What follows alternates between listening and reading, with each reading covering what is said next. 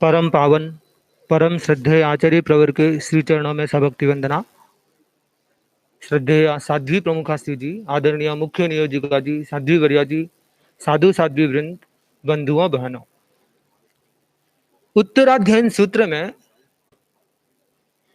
एक 4 श्लोकों का एक गुच्छ है, वो बहुत ही सुंदर प्रेरणा देने वाला है।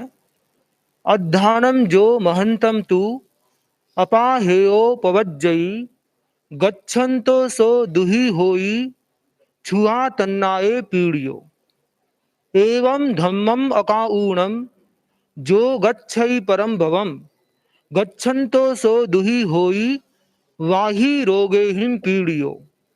अध्यानम जो महंतम तू सपाहेयोपवज्जयी गच्छन्तो सो सुहि होई छुआ तन्ना विवज्जियो एवं धम्मम पिकाऊणम जो गच्छई परम भवम गच्छन्तो सो सुहि होई अपकम्मे अवेयने। आगमकार ने इन 4 श्लोकों के माध्यम से बहुत ही सुंदर प्रेरणा दे दी है। कोई व्यक्ति भयंकर अटवी के मार्ग से गुजर रहा है और उसके पास कोई पाथेय नहीं है, खाने पीने की वस्तु नहीं है, तो वह व्यक्ति उस भयंकर जंगल को पार करते करते क्षुधा और पिपासा से पीड़ित होकर के दुख को प्राप्त करता है और कोई कोई मृत्यु को भी प्राप्त हो जाता है। इसी प्रकार जो व्यक्ति धर्म किए बिना ही इस भव से, इस मनुष्य अपने जन्म से प्रस्थान कर लेते हैं, ऐसे व्यक्ति भी अगले जन्म में उस अपाथेय की तरह व्याधि और रोग से ग्रस्त हो जाते हैं, दुख को प्राप्त करते हैं। इसके विपरीत जो व्यक्ति भयंकर अटवी के मार्ग को पार करते हुए साथ में पाथेय ले जाते हैं, संबल रखते हैं, वे व्यक्ति अपने उस भयंकर अटवी के मार्ग को भी सुखपूर्वक पार कर लेते हैं, आगे बढ़ जाता है। वैसे ही जो व्यक्ति इस जन्म में धर्म करके अगले परभव को प्राप्त होते हैं, वे अगले जन्म में सुखी होते हैं और अल्प कर्म वाले होते हैं, अवेदन की स्थिति को प्राप्त होते हैं।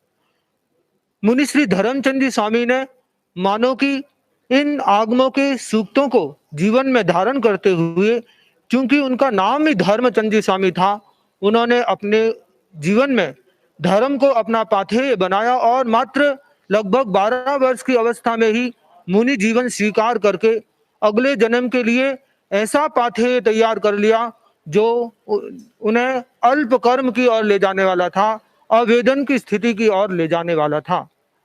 मुनि श्री धर्मचंद जी स्वामी को के दर्शन करने का सौभाग्य मुझे भी प्राप्त हुआ। परम श्रद्धेय गुरुदेव आचार्य महाप्रज्ञ जी और युवाचार्य महास्तमन जी के साथ यात्रा के दौरान मुनिश्री के दर्शन प्राप्त हुए थे और मैंने देखा मुनिश्री शरीर से बहुत ही ऐसे अच्छे, उनकी हाइट भी अच्छी थी और बॉडी भी ऐसे रिष्ट पुष्ट थी बहुत। और अभी गुरुदेव के साथ यात्रा में भी हमने देखा कि अभी भी लोग मुनिश्री को याद करते हैं। मुनिश्री जिन जो यात्रा की थी, कई लोगों को गुरु धारणा करवाई थी, वे लोग आज भी मुनिश्री के प्रति उनके उपकार को याद करते हैं। मुनिश्री ने 3-3 बार दक्षिण भारत की जो यात्राएं की, उससे भी लोगों में अच्छा प्रभाव पड़ा और मुनिश्री अपने तीनों भाइयों के साथ जो इनका अच्छा श्रम किया, अच्छा पुरुषार्थ किया, धर्म संघ की प्रभावना की और अंतिम समय में अपने समस्त मनोरथों को पूर्ण करते हुए मुनिश्री संलेखना संधान पूर्वक समाधि मृत्यु के प्राप्त हो गए, काल धर्म को प्राप्त हो गए। ऐसी महान मुनिश्री के प्रति मैं अपने श्रद्धा भावों की अभिव्यक्ति करता हूँ और कामना करता हूँ कि मुनिश्री शीघ्र ही सिद्ध गति का वरण करे। इसी भावना के साथ ओम।